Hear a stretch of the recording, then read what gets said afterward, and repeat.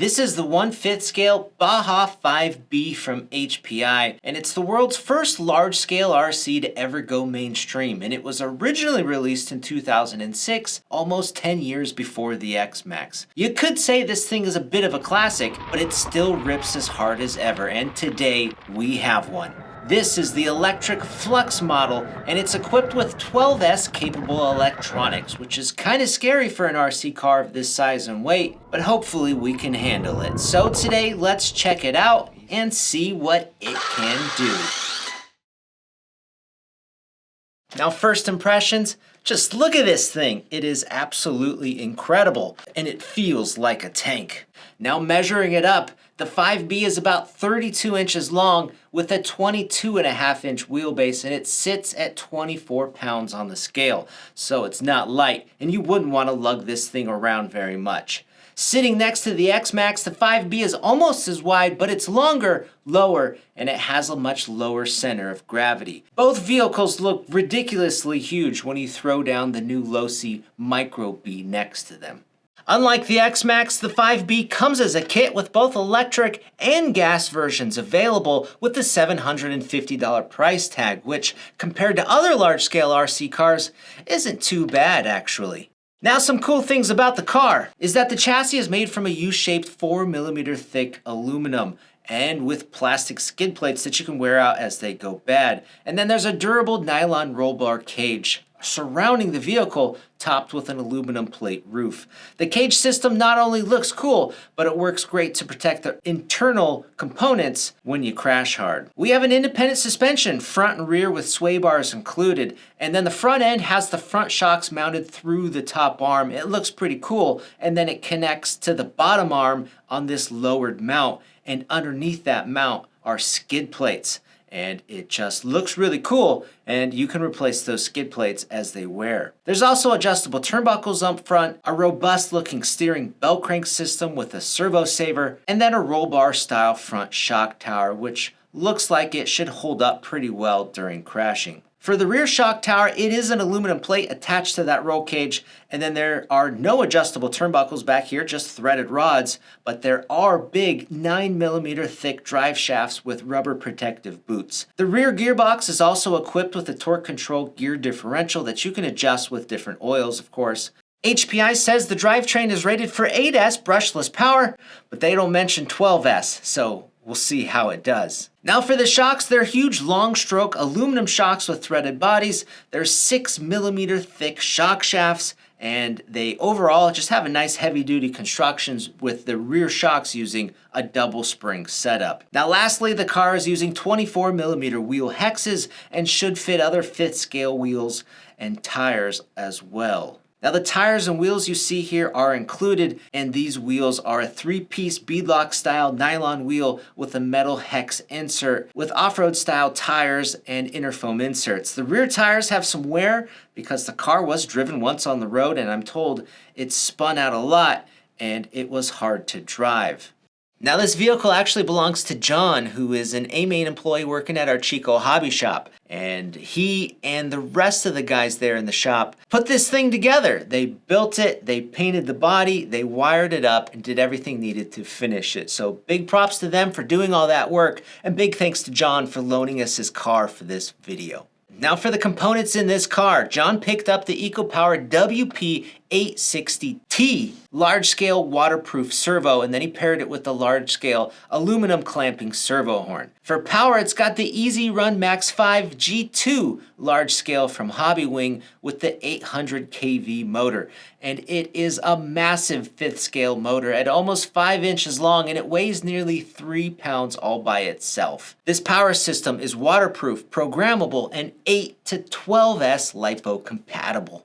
John also has the NB4 Plus from FlySky, so he's using the receiver that has a built-in gyro, which should be programmable on the transmitter. I've never used it, but I'm excited to check out that functionality. Now lastly, he's got two 4S 5000 milliamp hour EcoPower smart batteries for 8S power. And then we also just picked up these two Genze 6S 2200 milliamp packs for 12S, but we had to solder on EC5 connectors because they came with EC3s. This battery box is big enough for two 4Ss, but trying to fit two full-size 6Ss is just pushing it. It's kind of a funny shaped battery box where the sidewalls are kind of angled in like this. It's not perfectly square, so it's just a little bit of an awkward size. So that's why we had to use the smaller 2200 milliamp 6Ss. So I think it's time to go charge some batteries and drive, and we'll start on 8S and move our way up.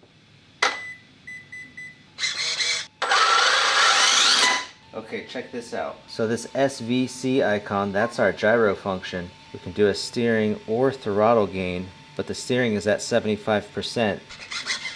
You've got reverse, calibration, lots of features, all controlled on the transmitter, which is really rad. So somehow we lost all of our main clips from this morning driving, but thankfully we also filmed with the cell phone, so that's what you're about to get for the next minute. 45, that's kind of scary.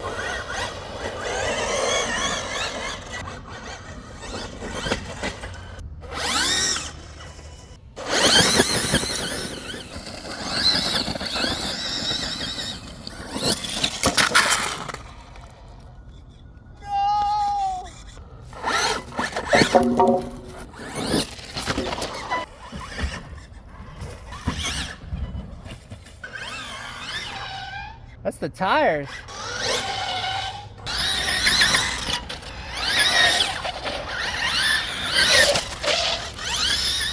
So this thing feels substantial. It's got some heft behind it, and you can really feel it throwing that weight around. On this sealed blacktop surface, it's super loose. The tires don't hook up at all. On the rougher pavement surface, it seems to hook up a lot better.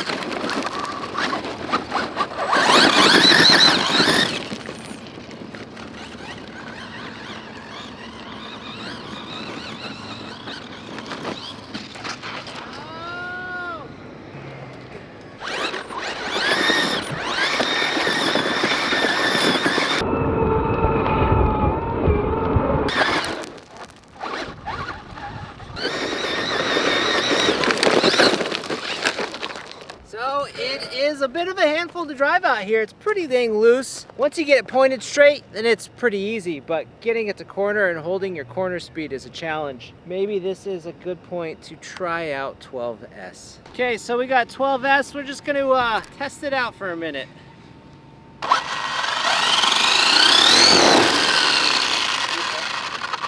So the tire didn't rip, it just came off the beadlock.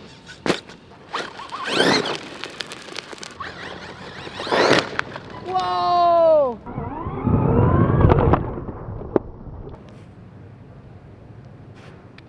Did you see that tire?